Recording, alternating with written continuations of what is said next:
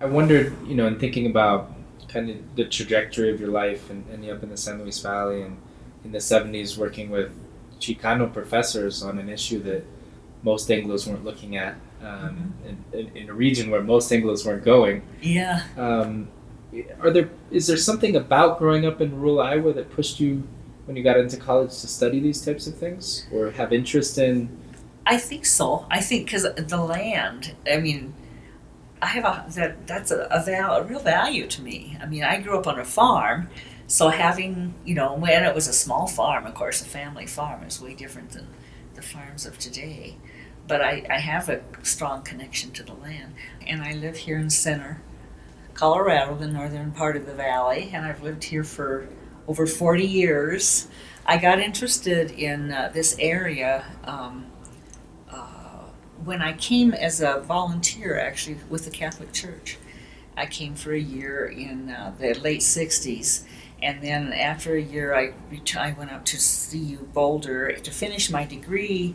And then I always stayed interested in the valley and kept coming back. And I decided to do a independent study of the Conejos land grant. I don't really remember how I got interested in that, but I did, and spent about a couple years during my undergraduate work researching the Conejos land grant, and I found a lot of the original documents and studied those papers, and my premise was that uh, the people were given this grant and then it was taken from them really in an unjust system. And I was interested in following that up, following through with that to the present time, because I think that pattern has continued in one form or another. Actually, I was quite influenced by a priest who ran the volunteer program, or was part of the volunteer program that um, I joined. I joined up just for the experience, and then I suddenly had my eyes opened and saw. I grew up the community I grew up in was all white and pretty level economically. I mean, we didn't really have rich and poor. It was pretty level. And all of a sudden, I saw, you know, poverty and how people didn't, you know, the discrepancy between what some had and some didn't have, and the disparity of opportunity. How a child who goes to school having had a upper middle class beginning with lots of books and family vacations, and opportunities to do a lot of things, and well cared for. I mean, had all their needs met and so forth. How that was such an advantage over a child who grows up in poverty, doesn't have books in the house, maybe they don't even have paper and pencil. Their parents work long hours. They may or may not always have nutritious meals, and just Maybe you can tell us a little bit more about what you found specifically in looking into the Conejos land grant, and what some of the highlights were in terms of your findings after you dug through the documents and such. okay. Well, I have my paper here, which I'll give you. Uh, the grant was made by Mexico. It was a Mexican grant, not a Spanish grant. But it was customary in those times to give parcels of land to people in outlying areas, because to protect the land, to keep the land in the possession of first Spain and then Mexico. So the Conejos grant was given, and I can show you. You probably have these maps too. But it was one of the Mexican grants, and it was. You've probably seen this map. These were the land grants of the valley. You've seen these, and it was one of these grants. This one right here. It encompassed quite a bit of the valley, actually, along with the Sangre de Christo grant in the eastern part of the valley and the Baja grant up here, also in Zolage County. And the boundaries of the grant were kind of vague boundaries from the San Antonio Peak, which we all know, to the La Garita Mountains, and from the Rio Grande to the San Juan Mountains. So that was a parcel of land that was given in 1833 by the Mexican government, and it was given to 4 petitioners. The petitioners were Jose Maria Martinez, Antonio Martinez, Julian Gallegos, and Celedon Valdez. So you're familiar with those names. On behalf of themselves and 80 other heads of families. And so the grant was given, and by a man named Saraceno from the I believe he was governor of New Mexico. And then the people were led onto the land by Cornelio Vigil, and they were put in possession of the land. And it was of interest to me the pattern that they did this, because everybody needed water, and water's crucial, of course, to farming, which they were interested in. Everybody was given a strip of land that bordered the river and then extended. They were given 200 varas, which is about 200 yards, I think, roughly. And that extended miles back, so that everybody had a piece of the river, a piece of farm land, some timber land. So the land was like communal. It was people got to have their parcels, but they were also required by the conditions of the grant to share the communal lands and the timber gathering lands. So the people were provided for. I believed that was my premise, so that everybody's needs would be met. So this distribution was done, and people began to come up to the grant. But then there was a period of time where the Navajo people were at war. They didn't, this was frontier, and so the people went back to their place of origin, which was the area of Abiquiu and El Rito and those towns in northern New Mexico. So the people went back and until those wars with the Navajos subsided, and then they reapplied for permission to own this land and to travel to it, and so they reapplied in, I believe it was 1842, and then again they were given granted the land, and they came again to the land, and it was distributed, and the document said they threw rocks and pulled up grass and shouted for joy, and they were happy to receive this land. So they began to come to the land, and from those northern New Mexico villages, and they came in their ox carts and burros and horses or on foot with what they had, and began to build their homes. And they started with what they called jacales, which were structures that were made out of logs and mud and just kind of tied together like little forts almost. And they came to the community that they called Guadalupe, and began to settle there. And there were several families that came, and it was kind of, they planted. I have accounts in my paper of families who came and planted wheat or planted corn, and then harvested it, and then they kind of went back and forth to northern New Mexico while they were trying to settle the land, and again had problems with Indians.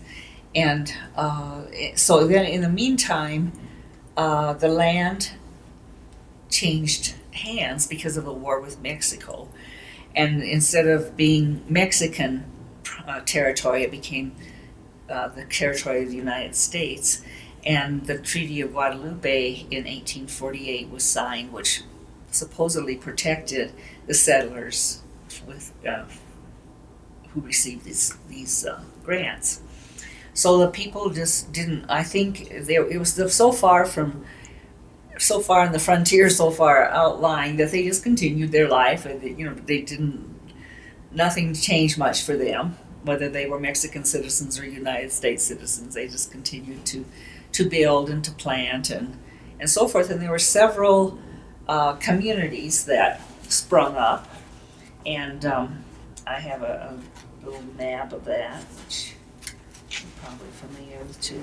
I have a list of the settlers, and from both the 1833 distribution of land and the 1842. But here is a map of the early settlements that sprung up along the river, the Conejos River, and also the San Antonio River. And there's quite a few, and there were hundreds of people, according to some records of taxpayers, like tax rolls. When the United States took over this land, they set up the Office of Surveyor General, which was in 1854, and the Office of Surveyor General was charged with examining the grant documents, information, and verifying the validity of the various grants. So these people applied, I guess, through the Surveyor General's office. But at that time, there was a lot of other things going on too. The Surveyor General's office was overwhelmed, and they didn't really see to everything. And in the meantime, there was a lot of land speculation. There was a lot of people trying to get possession of the land. There was a lot of shady dealings. There was a group called the Santa Fe Ring of people who were trying to swindle these grantees, settlers of their lands, or trying different ways of getting the lands from them. One of the most famous was a man named Catron, I believe, or C-A-T, Catron. And he was one of the biggest crooks that was alleged, and it was said that the land grant land were the foundation of his wealth, his holdings. And he happened to be the attorney for the land grant petitioners when they ultimately went to the court of private land claims. I felt that it was more the Anglo people swindling the land from the Mexican settlers. It was a clash of cultures, because the other thing that happened at that time was that the Homestead Act was passed. Gold was discovered in the Rocky Mountains, and a lot of settlers were moving west, and Anglo settlers were moving west. And the Homestead Act just provided this land to people to come and for people to claim. And so it happened that a lot of the people who came in then from the east were Anglos. And there were some of the descendants of the grantees or Hispanic people who also applied for the homestead claims, maybe because they thought that was the only way they could get the land, or maybe because they understood that was required of them, or maybe they thought that was insurance, even though they knew they were grantees, but they also better apply for this to make sure that they had. It's hard to know, I guess, but there were some families that were granted homesteads, and that was actually used as an argument in the court of private land claims. It was an argument that that the grant was not valid because the people went ahead and applied for homestead claims because they didn't really believe in the grant. So all this was going on. Land was changing hands, and it was one of the interesting. I think it was an interesting cultural difference between the long farm, The Vegas. the Vegas and the strips of farming land was in contradiction to the 160-acre plots of the Homestead Act, which was a good system for the Midwest because they had plenty of rain and they didn't have, it was on flat land. It was a different kind of land system in the Midwest, but here in the valley and in the West, where it was arid, there was need for people to have a piece of the river, and there was the mountain land where wood was gathered and so forth, and so there was a clash of two different systems there that worked against the Hispanic settlers. So after 40 years or something, that nothing was done by the surveyor general. And in the meantime, a lot of other people moved in, and there was a lot of changing hands. The grant document was gone, and finally, though, because there was unsettled matters with the land grant claims, the Court of Private Land Claims was formed in 1891, and that's when Crescencio Valdez applied to the Court of Private Land Claims for validation of the grant, and it was denied. And it was denied. One of the main reasons was because they didn't have the grant document, and also they didn't do a survey. There were some real reasons why it was difficult for the grantees to be able to prove their points. One being the cost of the survey. A land survey would have helped, but that was very expensive.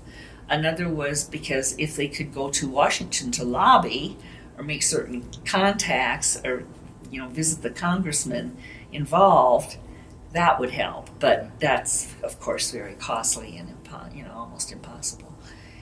And also many people didn't understand English and didn't understand the process. They didn't understand what was going on. Oh, and because a lot of that land had already been settled, and it was awkward, it was difficult for the court to say that it made it hard for the court to rule for the settlers. And then there had been a lot of abuse and crooked practices in the land offices and so forth.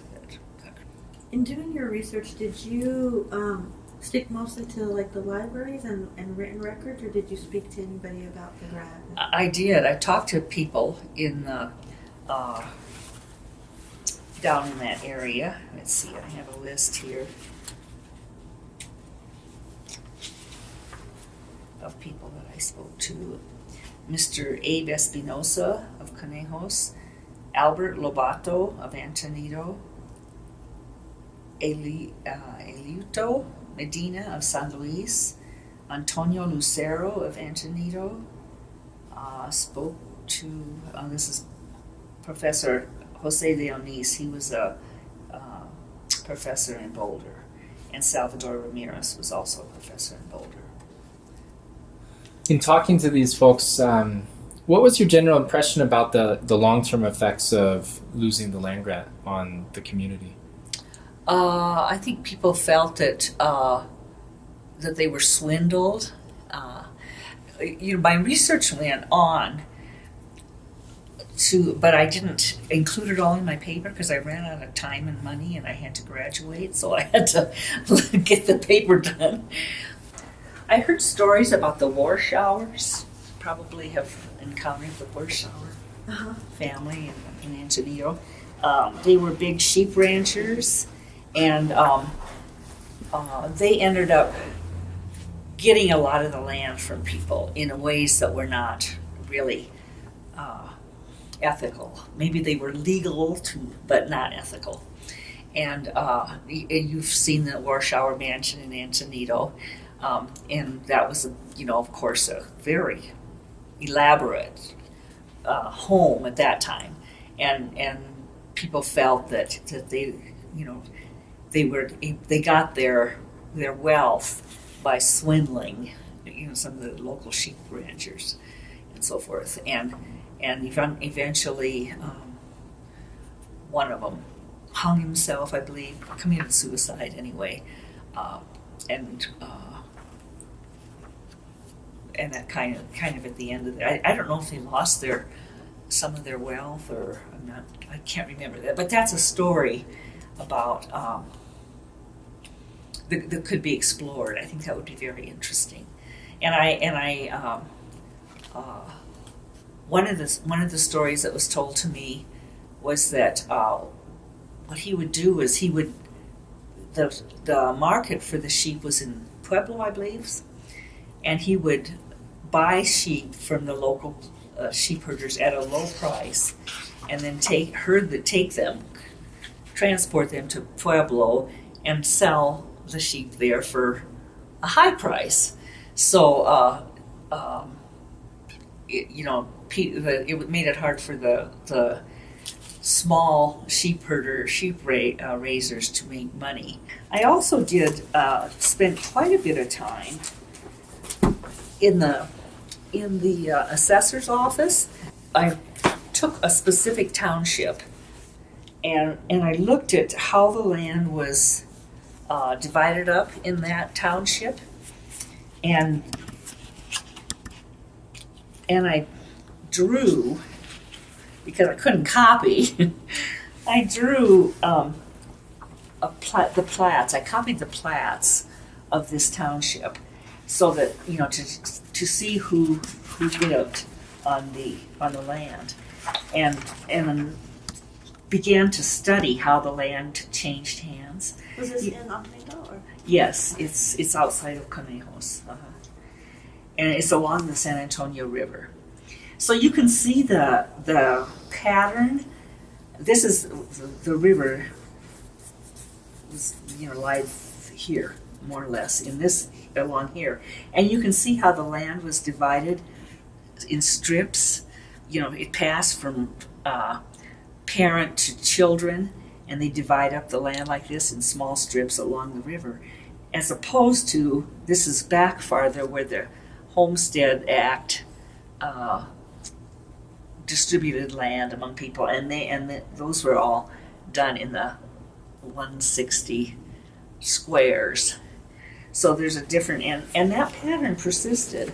I did this drawing every 5 years is how I did it, and it pretty much persisted. And I didn't have enough time to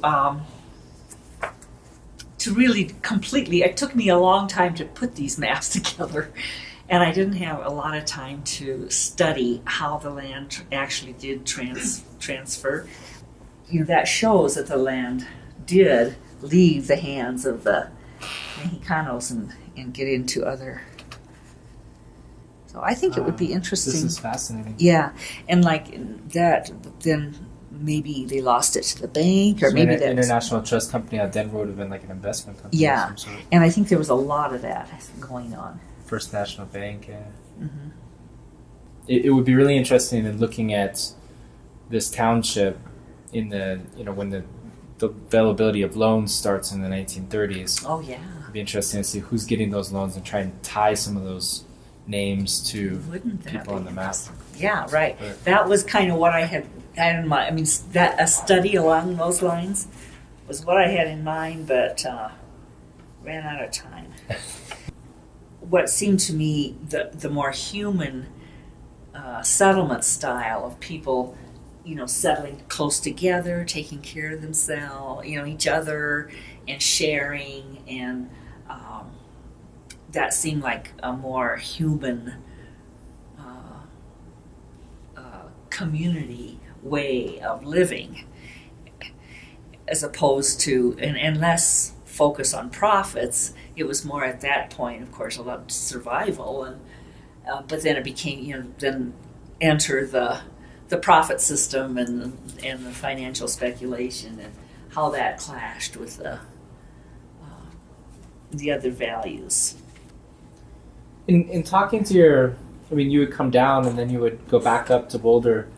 What did your professors, do you remember kind of their thoughts on what you're finding? And I worked with, I was under the supervision of Salvador Ramirez. He was part of the Chicano Studies Project, and he was, he gave me information about the Mexican, what the Mexican government's view was. But I think most of this research was, new to him too. Most of what I was working on. So it was pretty independent, actually. were you surprised by what you found? It kind of fit with what I believed, with what I'd come to believe just in my study, my interest in history.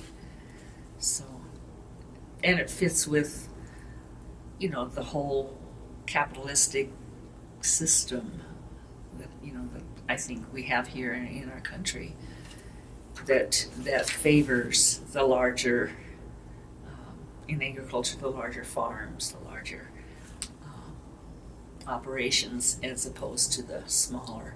And I think it's hurt people. So what happened to people over time is they lost their land. Maybe they went to work for those people who got the land. That's like here in Center. Center is actually on the Conejos land grant. I don't think it was settled. It wasn't settled early like that. But people in the area there used to be small farmers, and people had little farms, and those are all gone. Everything is big now. And a lot of the speculation at that time, I suspect, was done by just outsiders, not even people who lived on the land or bought, worked the land, just people who were able to acquire the title and probably made profit selling it to others. And now I think what I've seen in this area, at least, is I think people actually do work the land. I mean, I think that the farms are large, very large, thousands of acres, but usually they're owned. I think that's changing too, though. I think I can see that in the 40 years I've lived here in Center, move from people having their farms and working their farms, even though they're large, Anglo farmers who hire Hispanic people to do the work, and there's been a lot of abuse in that system. But now I'm seeing some of those farms pass. It's like maybe the farmers have passed away, and their land is being sold then to larger and larger people, and I believe a lot of them are outside speculators. You have the example of J. Luis Rivera, who organized the sheep herders, sheep farmers, to sell their sheep together in cooperative. That seems to have the same tone as some of the local people here in Center who have struggled not for the land so much, but for a voice in the government, a role, seats on the town board, seats on the school board, a voice. There was quite a well-known redistricting lawsuit some years back that proposed that the congressional districts were slanted in a way that favored Anglos and disfavored Hispanics, and that succeeded, and the redistricting occurred that then brought in a fairer distribution of the population. It's the domination. It's domination. It's who has control, and I think that's been there's been years of Hispanic people organizing to get people registered to vote, to get the vote out, to get people in positions to have a voice in the local government.